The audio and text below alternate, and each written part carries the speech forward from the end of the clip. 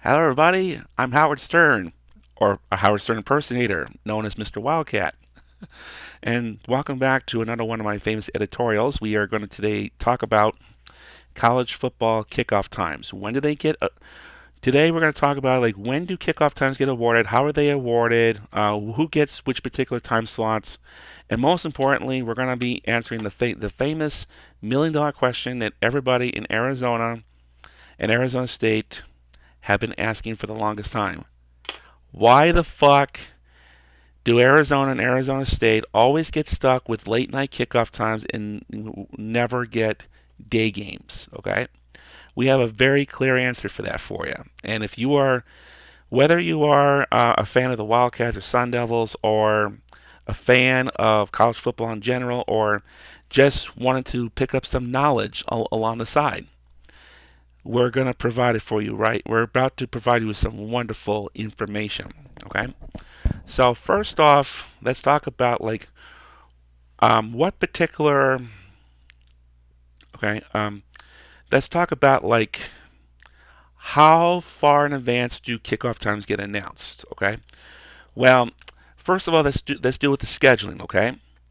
The first couple of games each year, like everybody's got, depending on how many conference games you play each year, the SEC plays only 8 non-conference games, while most of the other Power 5, particularly Pac-12, Big 12, Big 10, ACC, they usually play 9 conference games in a particular season.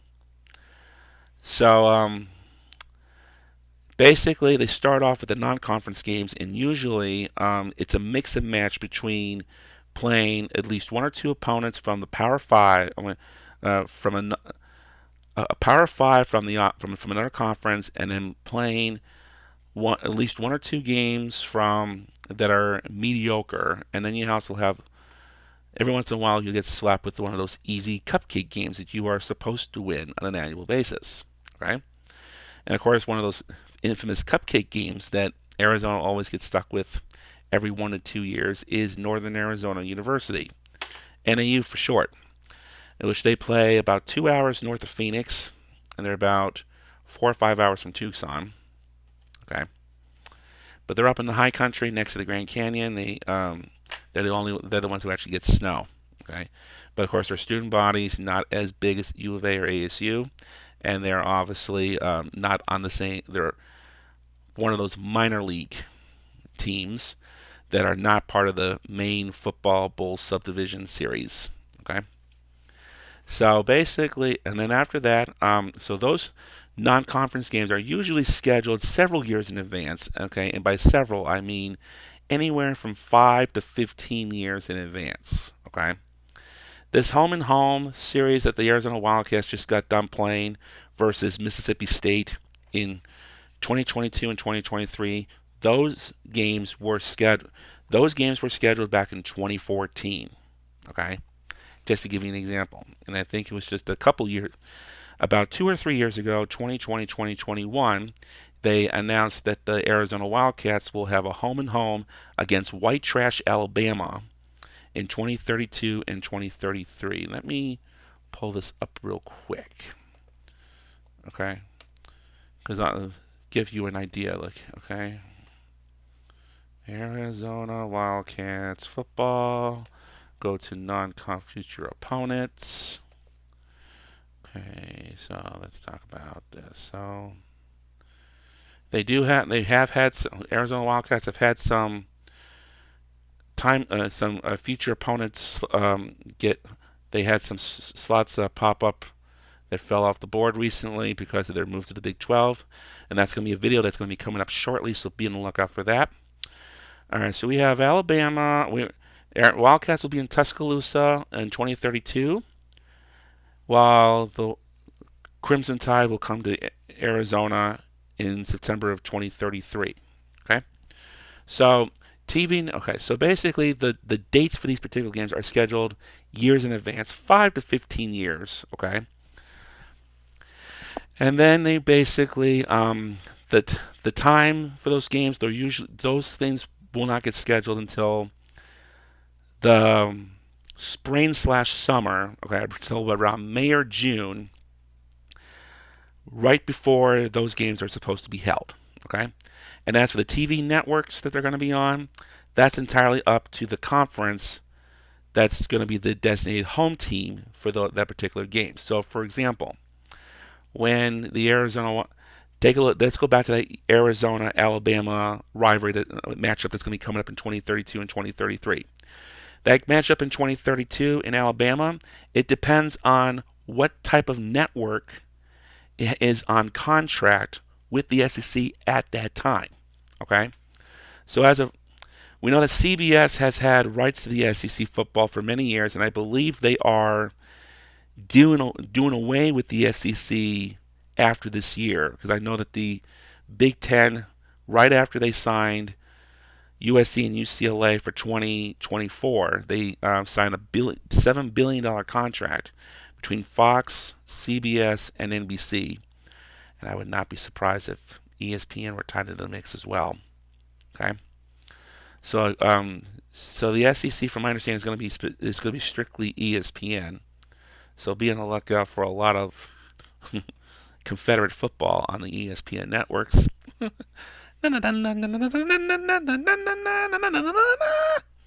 Okay, enough of that shit. But thank you anyway, Fred Norris.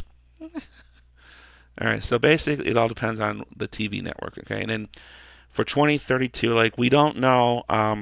By that point, Arizona, like the Big 12 TV contract will be up for renewal. So like Big 12, Arizona will be going to the Big 12 in 20. Will be going to the Big 12 next year in 2024. So their TV contract for next year will be will be the same, will be for the most part the same as the Pac-12, which is a joint bid between ESPN and Fox. However, there will be no conference network. So the Pac-12 network that we have right now, that's going away. The Big 12 network, okay, there's no Big 12 network, so it's all going to be specifically nationally televised games between Arizona, no, between ESPN and Fox, okay, and depending on your opponent, you'll get one of those big national televised networks, which is Fox, Fox Sports 1, ESPN, ESPN 2, or you may get stuck with one of those minor networks such as ESPNU, ESPN Plus, okay, stuff like that. But either way, they will find some way to get every single game covered, okay. But if somehow that TV contract does remain the same, then it will be usually on one of those two networks, okay.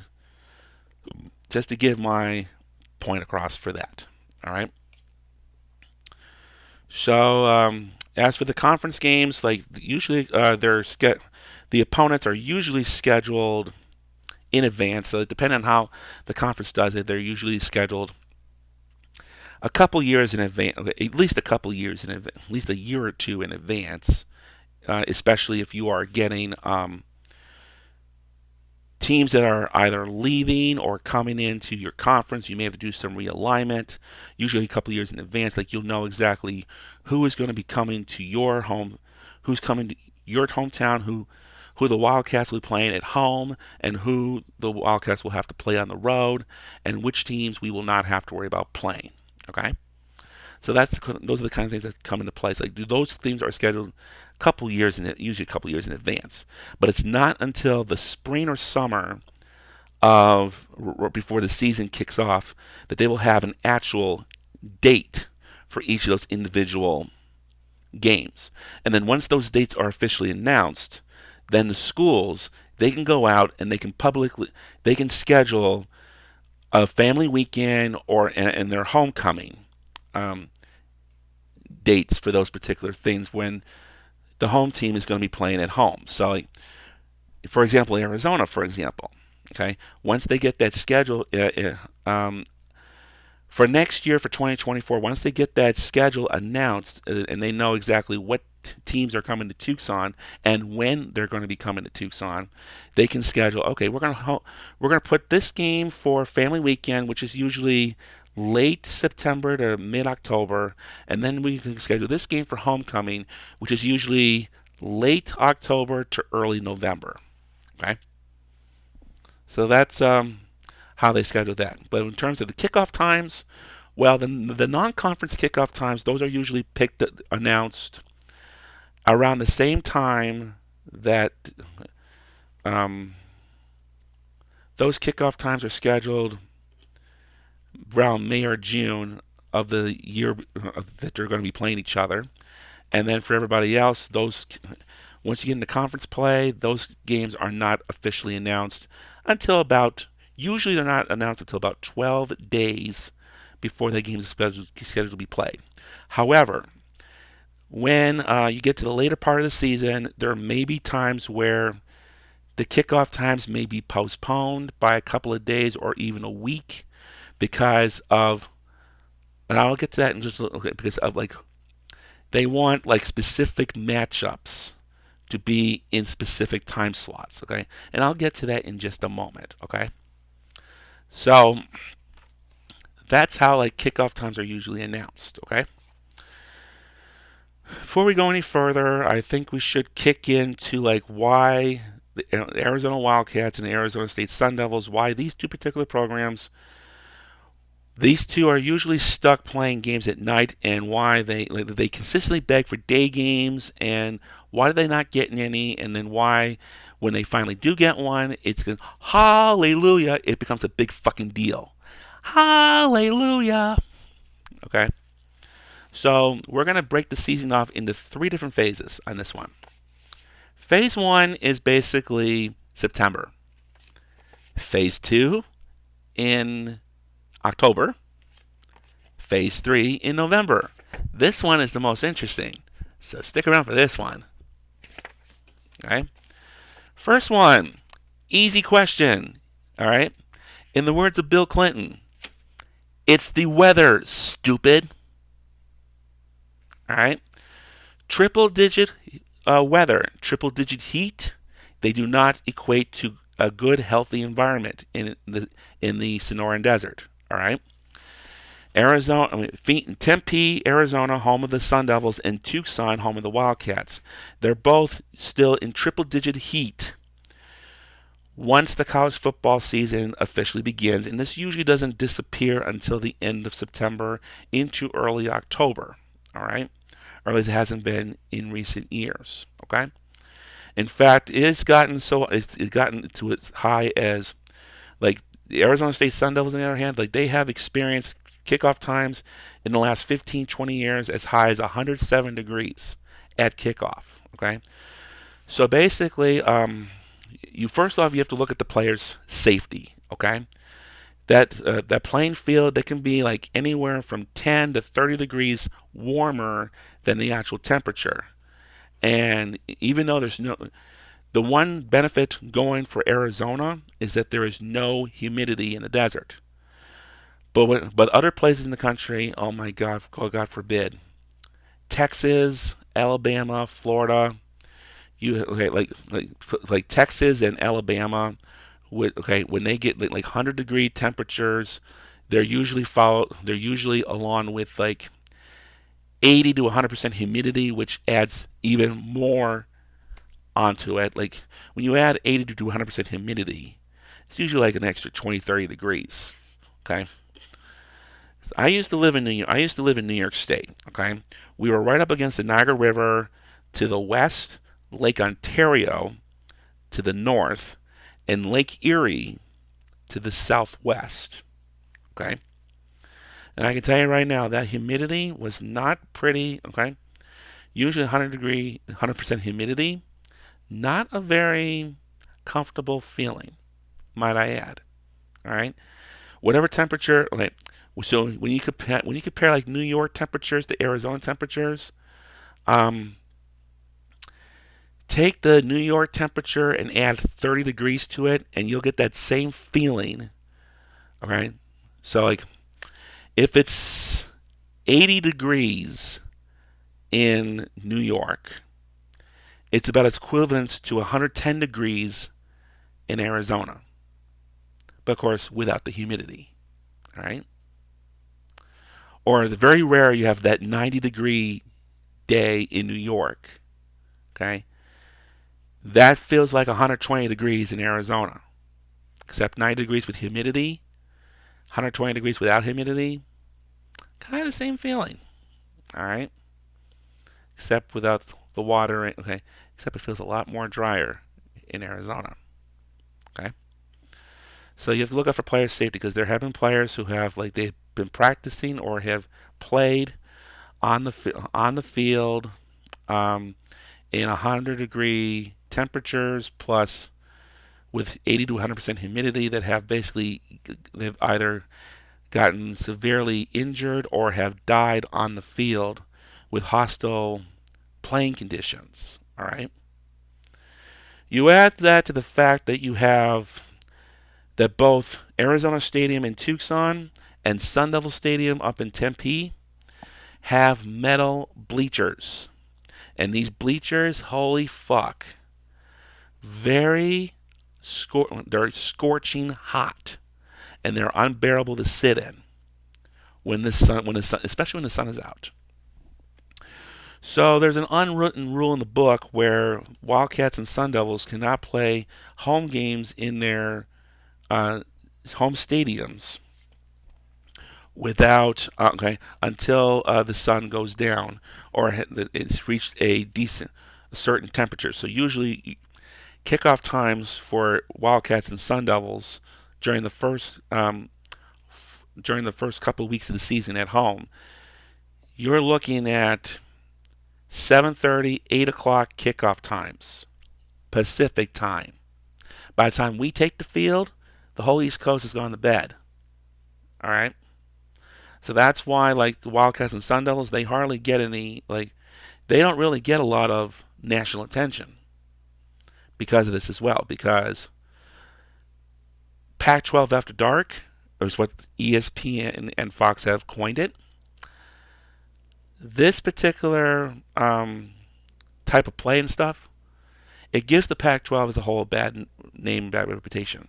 We don't get as much credit as we should because all these voters and critics on the East Coast, they don't want. By the time we hit the field, they're all going to bed. They don't get a chance to watch it. So when they wake up in the morning, all they have to go with their votes is the teams who have been on the field when they were up.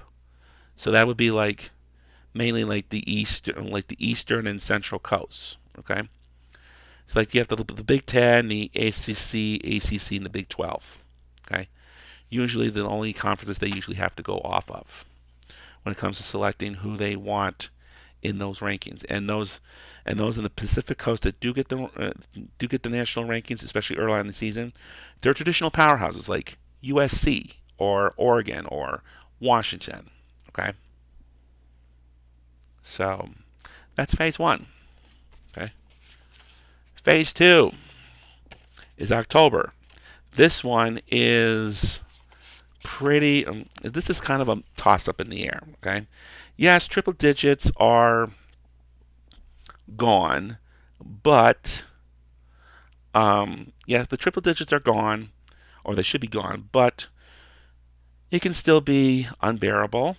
It can be anywhere from 85 to 95, anywhere from mid 80s to the mid 90s during the daytime. Okay, depending. Okay, so sometimes Arizona State will get lucky with a day game during these times, but at the same time, you have to look at how hot is it going to be, and are fans actually going to be able to stay in the stadium, and whether or not the Wildcats or Sun Devils can actually play during this time of the year. Okay, so in terms of let's take we're going to focus mainly on the Wildcats for this one because I am a Wildcat myself and I have more experience with them than the Sun Devils. And I'm tying into the Sun Devils with this conversation here because we're both pretty much on the same page with this. But basically, there have been a couple of times where the Wildcats have been lucky enough to land a day game during the month of October. And a few times we've been extra lucky to get a national TV network to carry that game. And unfortunately, everything has. Okay, those particular games, they've not actually gone well for us. Okay, for example, Homecoming 2015. We were playing Washington State at the end of October for our homecoming, and I, of course, was in the stadium, and um, I basically said to like, well, why aren't there hardly any fans in the stadium? And then I realized, oh, they're all up. There are fans in the stadium, but they're all in the shade. And the thing is, they're hiding from the cameras. All right. So what you get, so when you are watching these particular games on camera, and even though there are fans in the stadium, they're not sitting where the cameras are present. So it makes it look like nobody's going to the games. Okay. Another example. Okay. And I actually got a very bad sunburn from that particular game in 2015. Whole face, like, except for where my U of A sunglasses were, all right, and my Wilbur hat on top. Except for those two places, like, you can definitely tell where my Wilbur hat and my U of A sunglasses were, because those are the only places that were not scorching hot when I actually left the stadium. Okay. Another example being in October 2016, U of A family weekend. USC comes to town. We get a 1 p.m. kickoff time on Fox. Okay. It is 95 degrees outside. Okay. The bleachers are scorching hot. The sun is in your face. And luckily, the people around me, they offered some sunscreen, which is why I didn't get as bad of a sunburn as I did the previous year. But still, like, those bleachers were pretty unbearable. Fans were not in the stadium. Like, USC was kicking ass throughout the entire first half. They were up like 48-7 or something like that at the end of the second quarter. Let me double check on that.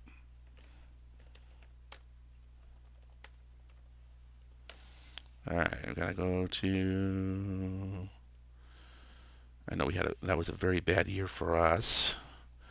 USC wound up being, it was 48-14 overall. Let's see. It was 34-7. All right. 48-14 was the final score, but it was 34-7 at halftime. Okay. Now I'm gonna tell you. I don't know where the hell they got this information from. It says it was 76 degrees Fahrenheit. Well, it might have been 70. Okay. That is not entirely true, because the Wildcats, all right, there was actually like 95 degrees in that stadium. And that football field wasn't any better either. Like, I wouldn't be surprised if you had players throwing up or something on the field. Like, it was like 120, 130 degrees on that field. And it was very unpleasant being in that stadium with the sun scorching down on you, possibly getting a sunburn. Many of the fans were hiding in the shade. And if that wasn't bad enough, you had the USC marching band in the nosebleeds, all right, blasting that tribute to Troy every play. Da da da da da da da da da da da da da da da da da da da da. Da da da da da da da da da da da da da da da da da da.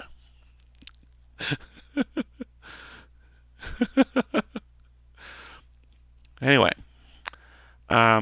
so basically, like, I wound up leaving at halftime, and when I left, I figured, like, this is where all the fans were. They were all hiding in the shade. All right, and I went home to watch the rest of the game, and like in the fourth quarter, holy Christ. You had the commentators that are basically saying, like, we like to give a special shout out to the USC marching band, who are the only ones that are actually bearable, who are actually willing to bear, like, who are actually able to sit through this scorching Arizona heat, especially in those heavy marching band uniforms. Okay, it looked like an empty stadium in that. Okay, when we watched that game, like, it was an empty stadium. All right. Not only were the Arizona Wildcats getting their asses whipped to the Trojans, but most of the fans that were actually there, they were hiding in the shade. And the cameras were nowhere to be found. Okay, the camera was not able to pick them up that way.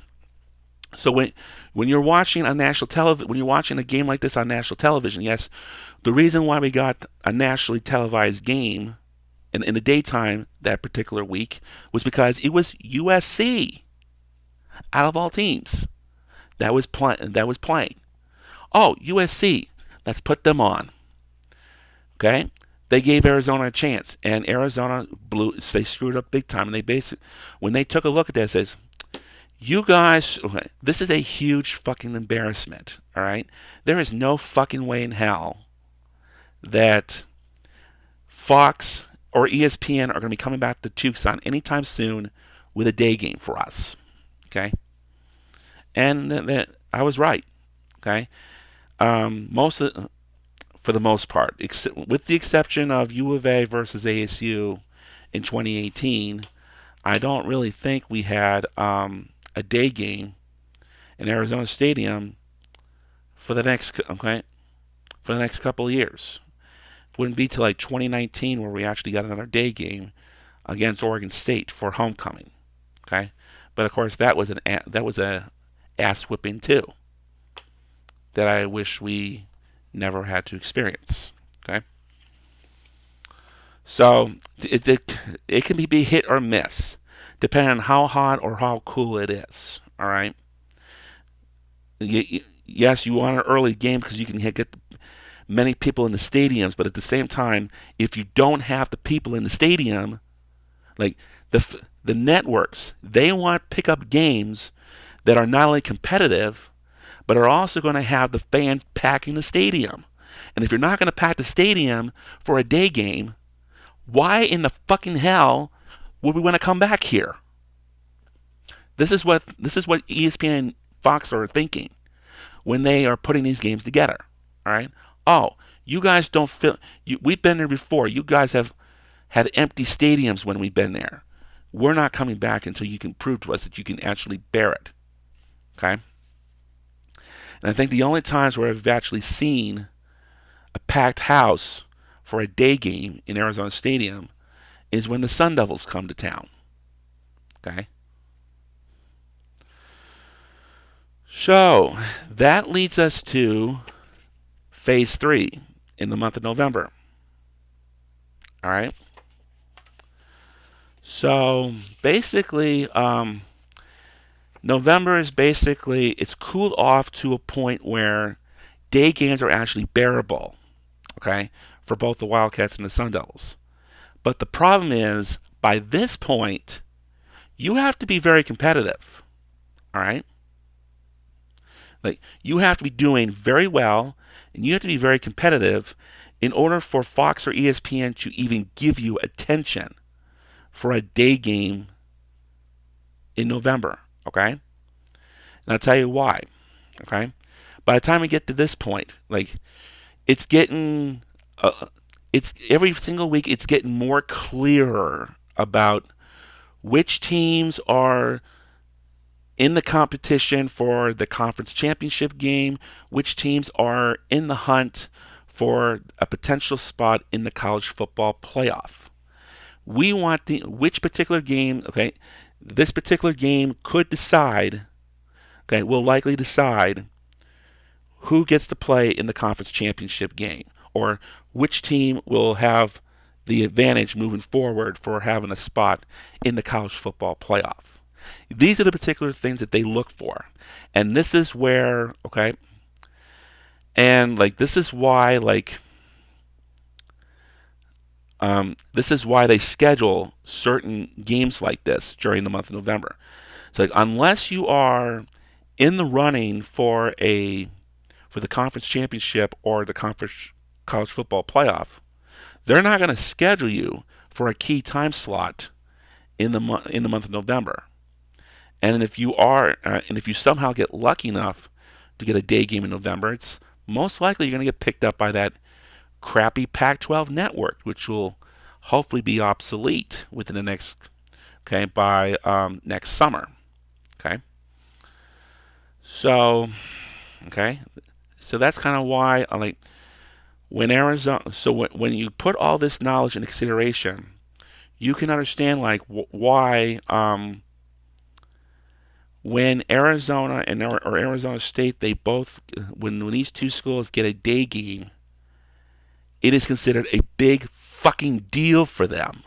All right, like most schools, like oh day game, okay, that's we're used to this. But when Arizona or Arizona State get a day game, it's a fucking big deal. Okay, because yay, we don't have that hot heat anymore. We get to shine. We get to sit in the stadium in a nice, cool environment while it's still sunny out. Yay! Okay. And if you're lucky enough, and if you're one of those teams that are lucky enough to be in the hunt for that college, for the conference championship or the college football playoff, like you may get lucky enough, even so, for one of those key primetime slots as well. Okay. So this basically, so the whole editorial, like the whole inspiration for this, basically came into play for some of the games that are going to be taking place this upcoming weekend, November 18th, 2023. One game between the Arizona Wildcats and the Utah Utes. All right. And then you have another one between the Oregon Ducks and the Arizona State Sun Devils. Okay. So you have like the Wildcats, like both the Wildcats and Sun Devils, they actually got treated very nicely to a day game for once at home. Yay! All right.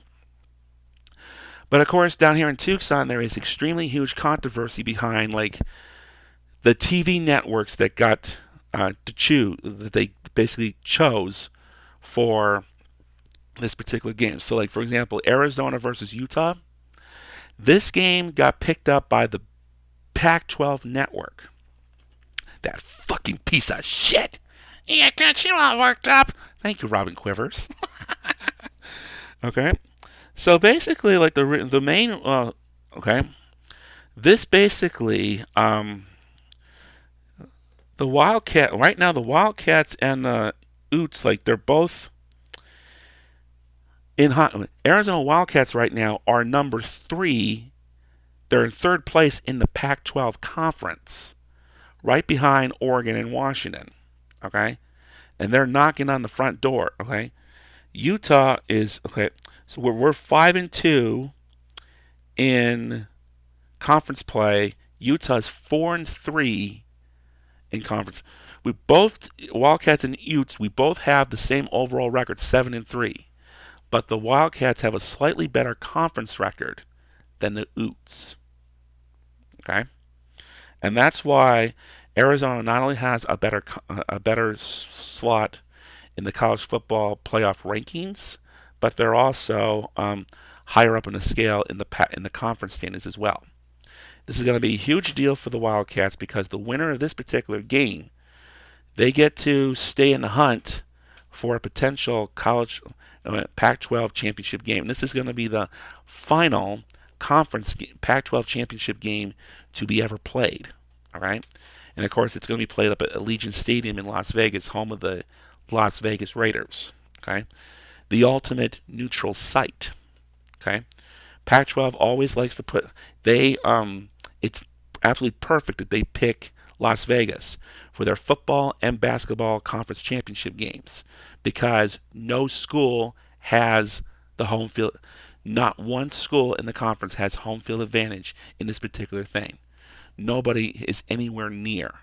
Okay, probably the schools that are probably closest to maybe the Utes in Salt Lake City and UCLA. And I probably have to say like there's probably a tie between Utah, USC, and UCLA, and possibly ASU. All right, the ones that are the closest. Okay, so like they got picked for so Arizona versus Utah, they got picked up for the Pac-12 networks. Meanwhile, you have the Arizona State Sun Devils. They got picked up for a 2/3. They got picked up for a 2:30 p.m. Kickoff time on Fox. All right, the main Fox network. So Arizona's shooting up in arms like, how the hell did Arizona State get the nationally televised game while the Wildcats got screwed over for the Pac-12 networks? Well, there is a clear explanation behind this, okay?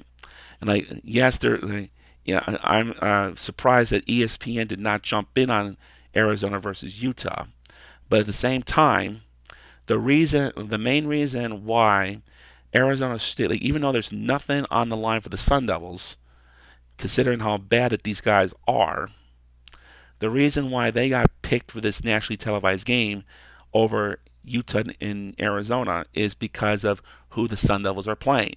The Oregon Ducks. Oregon and Washington. Okay. Washington Huskies right now, the number 5 team in the country. Oregon Ducks, the number 6 team in the country. All right. There is a lot on the line for the Oregon Ducks this weekend. All right.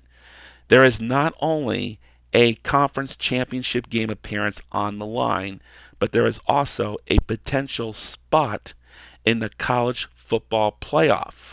All right. Meanwhile, for the Wildcats and Utes, conference championship game, like, it is possible, but highly unlikely.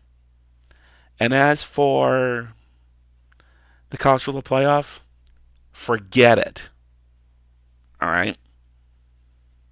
So it all has to do with like who they're playing. They didn't pick the Oregon ASU game for Fox because of ASU. They picked that because of Oregon. Because there is a lot more riding for the Ducks than there is riding for both the Wildcats and the Utes. Both Arizona and Utah, they're going bowling no matter what. And right now, there's debate over which particular bowl game these guys are going to be having to play for. One source said, okay, there's debate over who's going to wind up in the Vegas Bowl. Some sources say USC. As of right now, some sources say USC, some sources say Arizona, and one source predicts Utah. But it all depends on exactly who's going to be playing. It all depends on who is going to, how these teams finish up the regular season. All right, there will be a bowl game available for both the Wildcats and the Utes, but it's only a matter of how well do these guys play in the remaining 2 weeks of the season. That's what's needs to be figured out. Okay. Another thing I want to add, yes, I do appreciate the Wildcats getting themselves a day game, but whoever did the scheduling, they screwed up on this one too. And it's because they picked a day game for the same morning that Tucson is holding its controversial bicycle race, El Tour de Tucson. El Tour de Tucson, or at least in my opinion, I find El Tour de Tucson extremely controversial because what they do is they block off a lot of streets in the city's vicinity. It's kind of like Tour de France, except instead of the bicycle race happening within a month span across the whole country, it is a day's race. It is a day-long race or a morning's-long race throughout a majority of the city of Tucson. And looking at the bicycle map recently, I do gotta give El Tour de Tucson credit because they have redesigned a good part of the route to make sure that it doesn't isolate as much of the city of Tucson as it used to.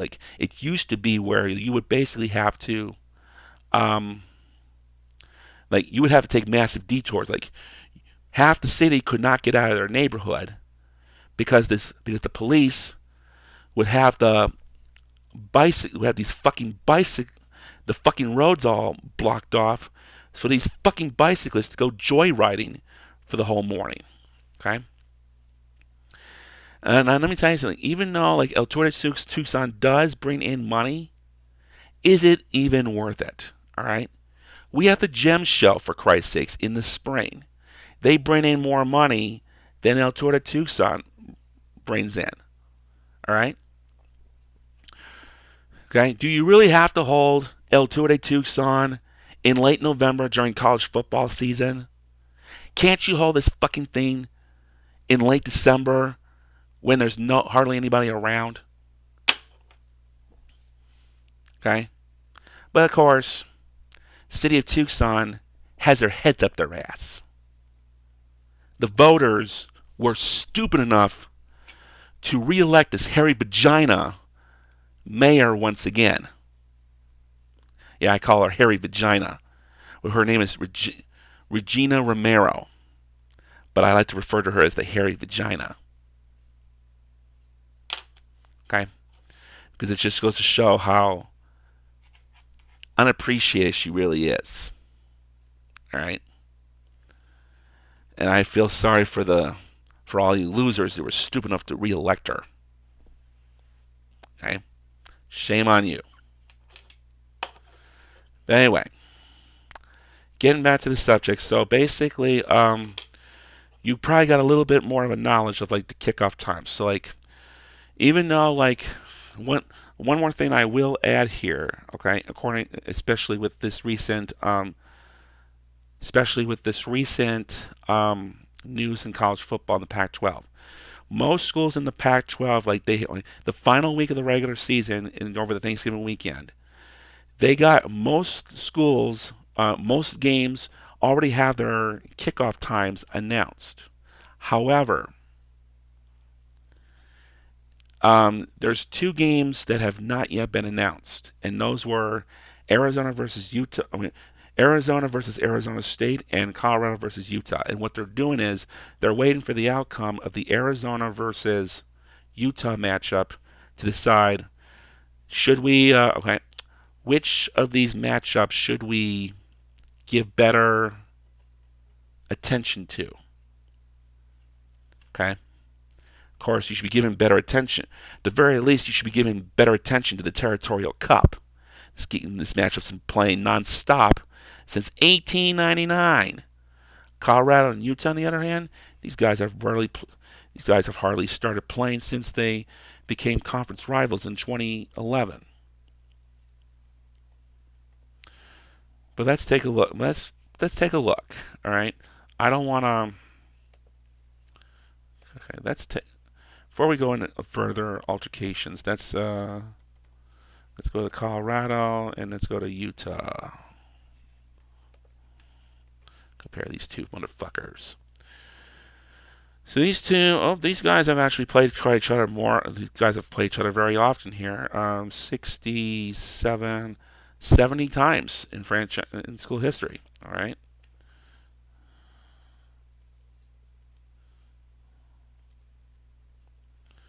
Prior to these two becoming conference rivals, like these two never played each other until when Colorado and Utah both joined the Pac-12 in 2011. Their previous matchup was in 1962, and of course this was probably back when the Utes and the Buffaloes were conference rivals. So these guys must have been conference rivals for a while because they were playing pretty much nonstop.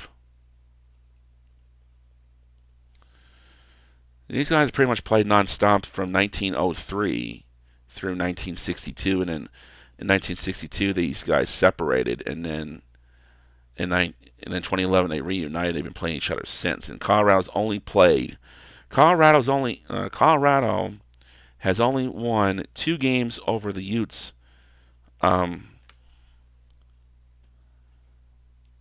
They've only played the Utes. They've only beaten the Utes twice since joining the Pac-12, and those were in 2011 and 2016, both of which were close matchups. Okay.